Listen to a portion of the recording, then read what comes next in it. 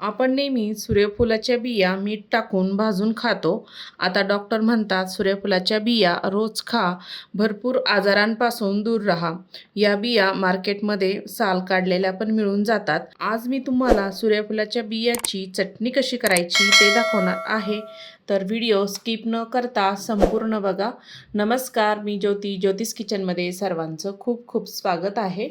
मी इथे 1 वाटी सूर्यफूल घेतलेले आहे, ते शेतातले आहे आणि 10 ते 12 लाल मिरच्या घेतलेल्या आहे.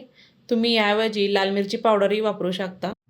आपल्याला सूर्यफूल भाजून घ्यायचं आहे. तवा मी गॅसवर ठेवलेला आहे.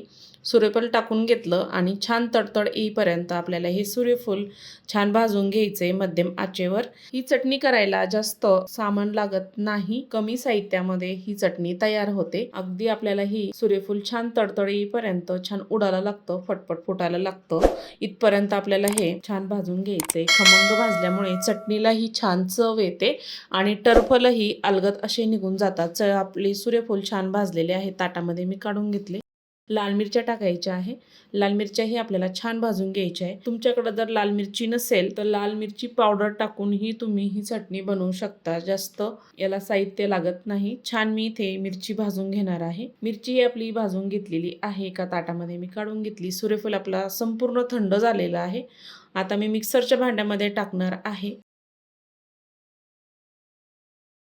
सर्व सूर्यफूल मी मिक्सरच्या भांड्यामध्ये टाकून घेतलं. झाकण लावायचं आहे आणि याला जाडसर असं फिरून घ्यायचं आहे.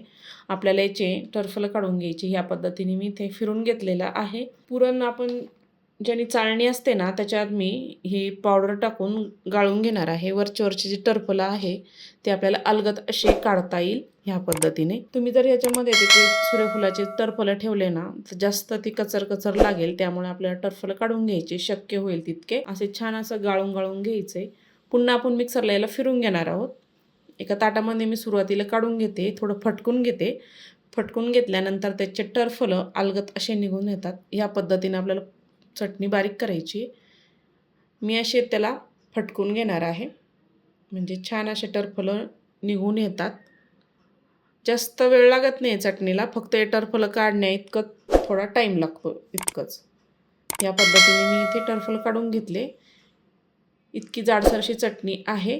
आता मी पुन्हा मिक्सरला फिरून घेतली.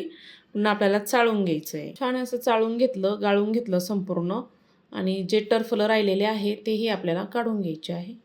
आता मी सर्व फटकून बारीक करून घेतलेलं आहे.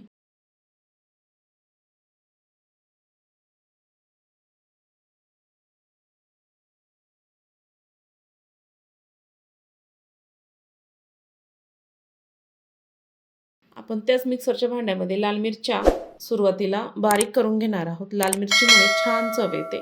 झाकण लावायचे आणि मिक्सरला फिरून घ्यायचं. ह्या पद्धतीने मी इथे मिरची अशी जाडसर बारीक करून घेतली आणि आपण सूर्यफुलाचे जे बी बारीक केलेलं होतं ते टाकून घेतलं. चवीपुरतं मीठ टाकायचे आणि मिक्सरला छान अशी चटणी फिरून घ्यायची. ह्या पद्धतीने मी इथे छान अशी चटणी फिरून घेतलेली आहे मिक्सरला, मस्त अशी बारीक झालेली. तुम्हाला यापेक्षा अजून बारीक करायची तर करू शकता. अशी झटपट हेल्दी सूर्यफूल बियाची चटणी अशी तयार झालेली आहे. छान असं तेलाची धार टाकायची किंवा तुपाची धार टाकायची आणि छान अशी चटणी खायची.